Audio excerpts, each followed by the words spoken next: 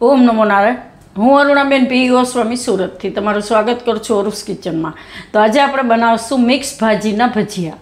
તો એના સારું આપણે ભાજી લીધી છે. આ થોડીક મેથીની ભાજી લીધી છે આટલી, ને એટલી આપણે પાન લીધા છે તાંજરિયાની ભાજીના. તો આ બધી ભાજી આપણે ધોઈ નાખી છે.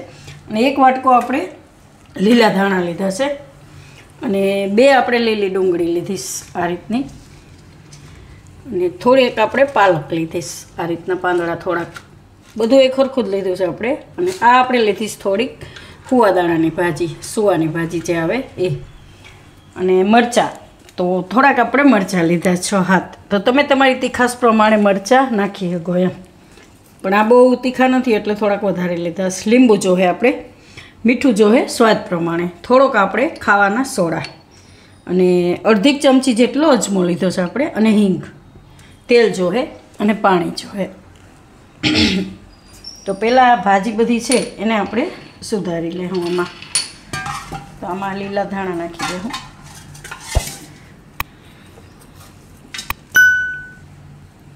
આપણે ચોમાસું આવે એટલે અલગ અલગ ભજીયા આપણને યાદ આવે એમ. તો આમાં આપણે મરચાં આ રીતના નાખી દેવું સુધારીને. ઝીણા કરવા હોય તો ઝીણા, ને જે રીતના તમારે નાખવા હોય એ રીતના એમ.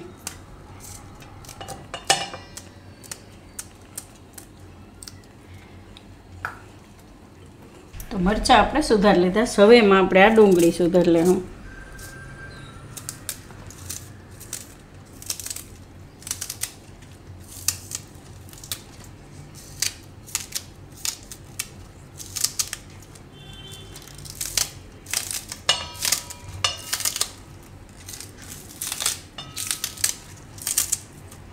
તો ડુંગળી આપણે એમાં સુધારી લીધીશ. હવે આપણે મેથી, તો મેથી આપણે એ જ રીતે સુધારી લઈશું.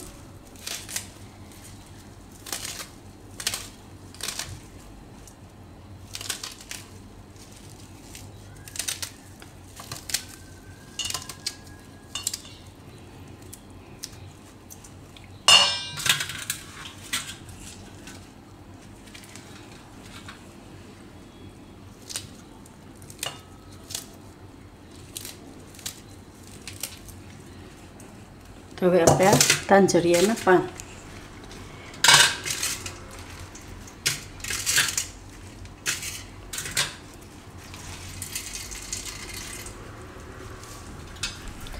અને આપણે સુધારી લેવું એ જ રીતે થોડુંક ઝીણું.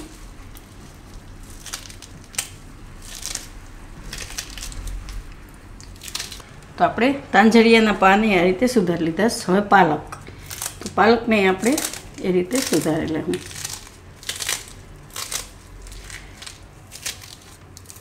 તો પાલક આપણે સુધારી લીધી. હવે આ સુવાની ભાજી એને આપણે આ રીતે સુધારી લેવું છે.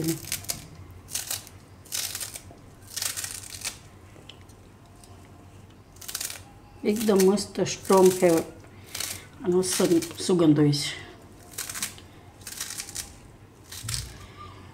આ રીતની આપણે સુધારી લેવું. અને ભજીયામાં ચણાનો લોટ તો જોઈએ જ ભાઈ, આપણે કાયડો છે પણ બોલતા ભૂલાઈ ગયો, ચણાનો લોટ જો એમ. તો આ રીતે બધી ભાજી આપણે સુધારી લેવાની. તો હવે આપણે તેલ ગરમ મૂકી દેવું, એટલે આપણે ખીરું તૈયાર કરીએ ને ત્યાં તેલ આપણું ગરમ થઈ જાય.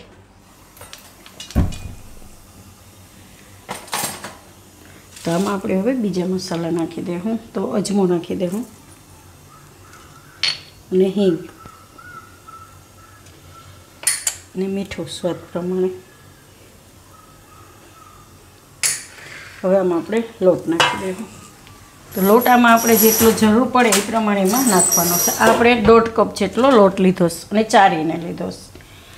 તો એમાં આપણે નાખીશું લોટ.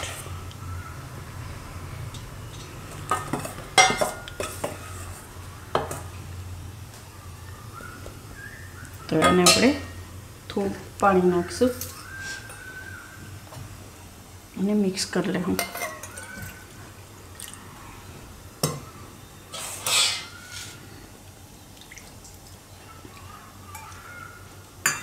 બધી ભાજીમાં આ રીતે મિક્સ કરી લેવાનું.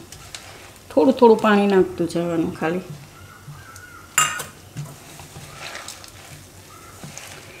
આ રીતે હાથથી કરશું એટલે એમાં અમુક પાંદડા ઓલા રહી ગયા હોય એ એકદમ સરસ થઈ જાય, આખા રહી ગયા હોય તો.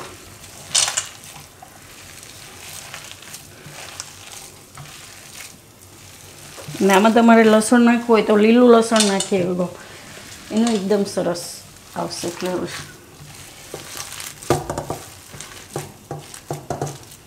હવે બીજો લોટ આપણે એમાં નાખી દેવો. તો આમાં આપણે 1.5 કપ જેટલો લોટ લીધો છે.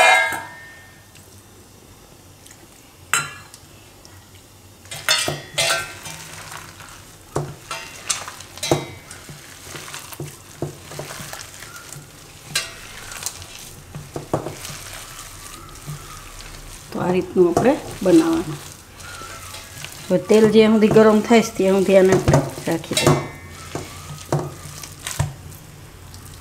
તો આમાં આપણે ભાજી થોડીક વધારે દેખાય છે, લોટ થોડોક ઓછો લાગે છે તો થોડોક હજી નાખી દે હું આપણે એમાં લોટ 2 ચમચી જેટલો. તો આ લોટ આપણે ચારીને જ ભર્યો છે.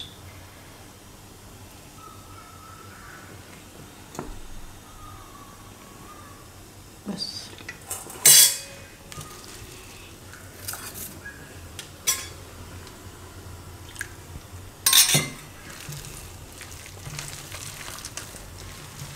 બરાબર, હવે પરફેક્ટ.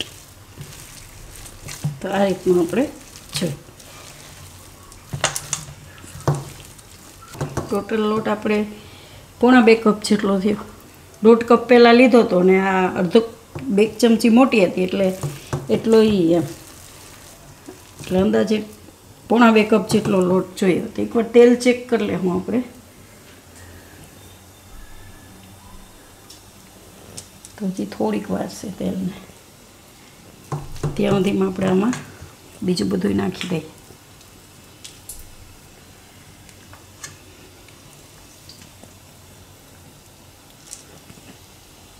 તો સોડા નાખી દે હું,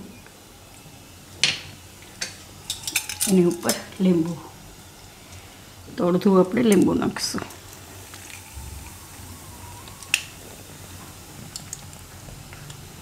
આખું નાખી દઉં.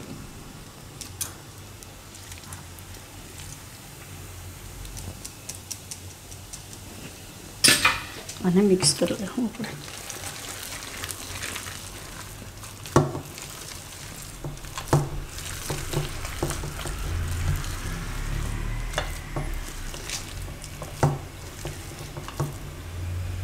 તો હવે આપણે જોઈ લઈએ. હવે તેલ આવી જ ગયું હોય આ રીતે થોડુંક નાખીને, તો નાખીને ઉપર આવવું જોઈએ એવું તેલ ગરમ જોઈએ આપણે.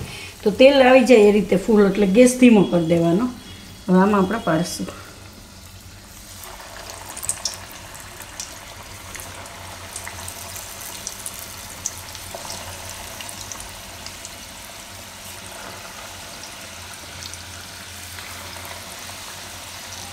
એકવારમાં જેટલા આવે એટલા નાખવાના એક ઘણવામાં.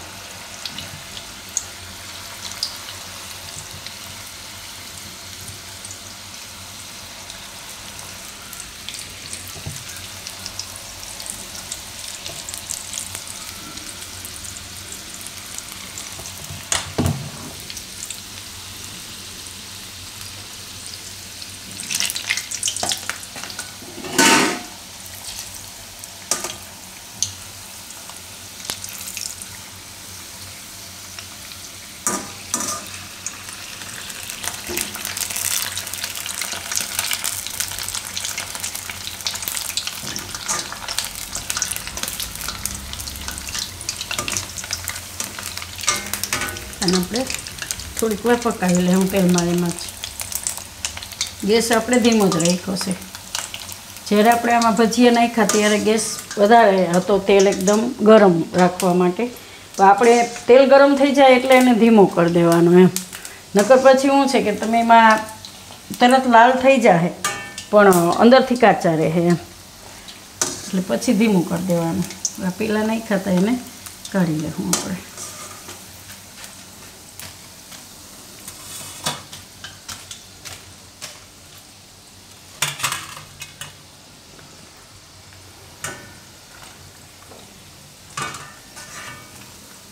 તો બધા આપણે આ રીતે તરી લેવું.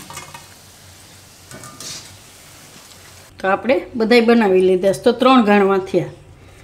તો આને આપણે ચટણી એ સર્વ કરશું. તો ખજૂર આમલીની ચટણી એમ.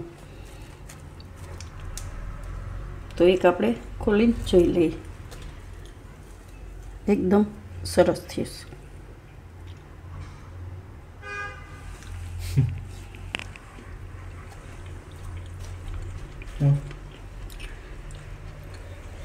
તો તૈયાર છે આપણા મિક્સ ભાજીના ભજીયા.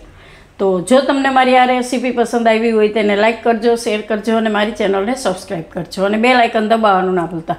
કમેન્ટ કરીને કહેજો કે તમને કેવા લાગ્યા મિક્સ ભાજીના ભજીયા.